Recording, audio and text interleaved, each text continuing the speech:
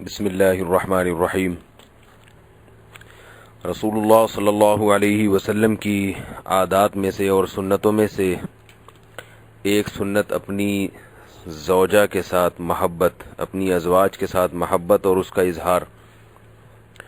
آج بہت سے لوگ گھر میں آتے ہیں اور ساری دنیا کے ساتھ اچھے طریقے سے بات کرتے ہیں جب تک گھر سے باہر ہوتے ہیں، لیکن جب گھر میں آتے ہیں تو بیوی سے تمیز سے بات نہیں کرتے، اسے محبت نہیں دیتے، اسے عزت نہیں دیتے۔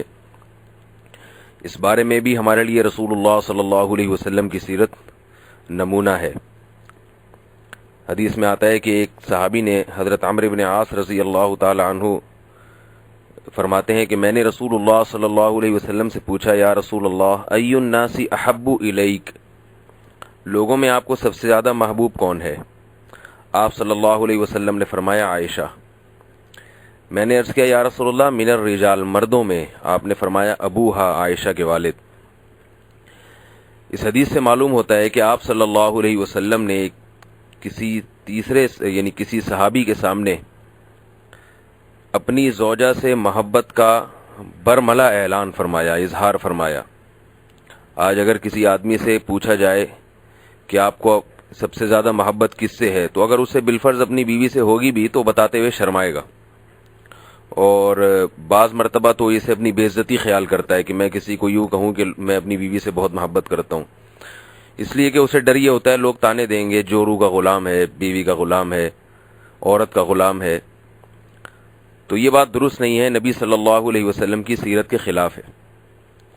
صحابی نے یہ نہیں پوچھا کہ یا رسول اللہ، آپ کو اپنی بیویوں میں کس سے زیادہ محبت ہے، اور یہ بھی نہیں پوچھا کہ عورتوں میں کس سے زیادہ محبت ہے، بلکہ صحابی کا سوال یہ تھا، سب سے زیادہ محبت کس سے ہے؟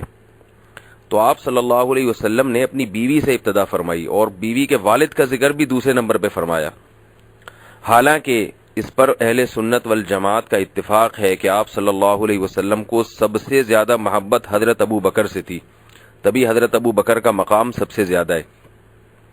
لیکن اس موقع پر آپ صلی اللہ علیہ وسلم نے جواب کیا دیا؟ حضرت عائشہ کا نام لیا، یہ ظاہر کرنے کے لیے کہ عورتوں میں مجھے سب سے زیادہ محبت اپنی زوجہ عائشہ سے ہے، اور ان کا پہلے نمبر پہ تذکرہ کیا، فضیلت کو ظاہر کرنے کے لیے اور یہ حکمت بیان کرنے کے لیے کہ اپنی زوجہ سے محبت کا برملا اعلان کرنا یہ کوئی بے عزتی کی بات نہیں ہے، یہ مرد کی مردانگی کے خلاف نہیں ہے۔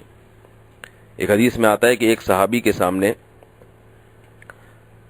نبی صلی اللہ علیہ وسلم کے انتقال کے بعد کسی شخص نے حضرت عائشہ رضی اللہ تعالی عنہ کے شان میں گستاخی کی۔ وہ صحابی حضرت عمار ابن یاسر رضی اللہ تعالی عنہ تھے۔ ان کے سامنے کسی نے حضرت عائشہ کو کچھ کہا تو حضرت عمار ابن یاسر نے فرمایا، اغرب مقبوحا ممبوحا اتوذی حبیبۃ رسول اللہ صلی اللہ علیہ وسلم، اسے بددعا دی کہ خدا تیرا ناس کرے۔ فرمایا، کیا تو محمد صلی اللہ علیہ وسلم کی محبوبہ کو برا کہہ رہا ہے؟ تو دیکھیے یہ بات بھی کہ نبی صلی اللہ علیہ وسلم اپنی زوجہ سے محبت کرتے تھے، یہ بات سب صحابہ کو معلوم تھی۔ تو یہ بھی زوجہ سے محبت کی ایک علامت ہے کہ آپ اتنی محبت کے سب میں مشہور ہو گیا۔ تو آپ صلی اللہ علیہ وسلم اس کے علاوہ بھی حضرت عائشہ رضی اللہ تعالی عنہا سے محبت کا اظہار فرمایا کرتے تھے۔ ایک حدیث میں آتا ہے کہ آپ صلی اللہ علیہ وسلم، حضرت عائشہ ہی اس حدیث کی راوی ہیں، کہ آپ صلی اللہ علیہ وسلم ایک غزوہ سے واپس تشریف لا رہے تھے تو قافلہ آگے چلا گیا، پیچھے آپ صلی اللہ علیہ وسلم امی عائشہ کے ساتھ رہ گئے، سب کو آگے کر دیا تاکہ بے پردگی نہ ہو۔ جب سب آگے چلے گئے تو آپ صلی اللہ علیہ وسلم اور حضرت عائشہ نے دوڑ میں مقابلہ کیا۔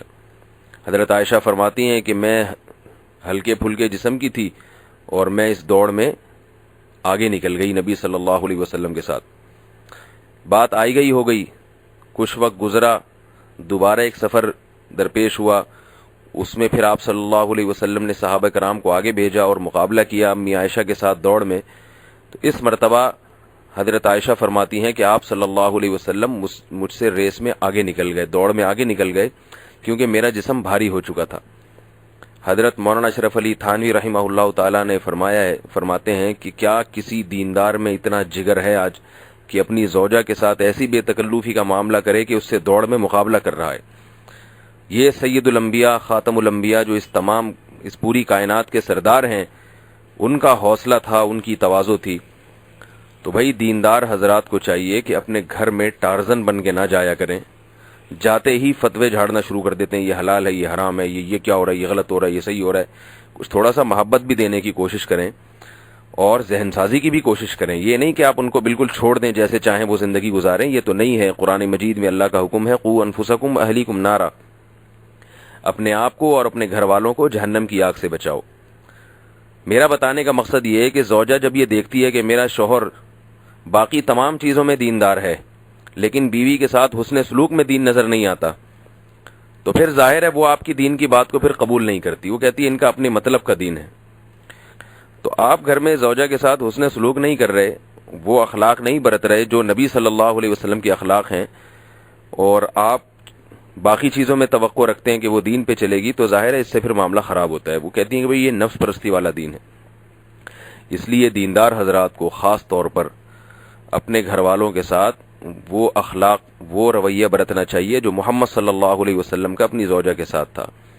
ہاں یہ ضرور ہے کہ اس کی کچھ حدود ہیں، کچھ ایسا نہیں ہے کہ شریعت نے بالکل چھوڑ دیا ہے کہ زوجہ جو چاہے کرتی پھرے، آپ اسے کچھ بھی نہ کہیں. اس کے درجات ہیں، لیکن اصل بہرحال اخلاق ہے. اور محبت سے جو ذہن سازی ہوتی ہے وہ مار پیٹ سے اور سختی سے نہیں ہوتی. سختی اور مار پیٹ اور جو ہے وہ سختی کا جو نمبر ہے وہ آخر میں آنا چاہیے. اللہ تعالی ہم سب کو ان اخلاق کے اختیار کرنے کی توفیق عطا فرمائے جو رسول اللہ صلی اللہ علیہ وسلم کے تھے، تاکہ ہمارے گھروں میں جنت کا ایک ماحول پیدا ہو، سکون اطمینان کا ماحول پیدا ہو. اللہ تعالی عمل کی توفیق عطا فرمائے.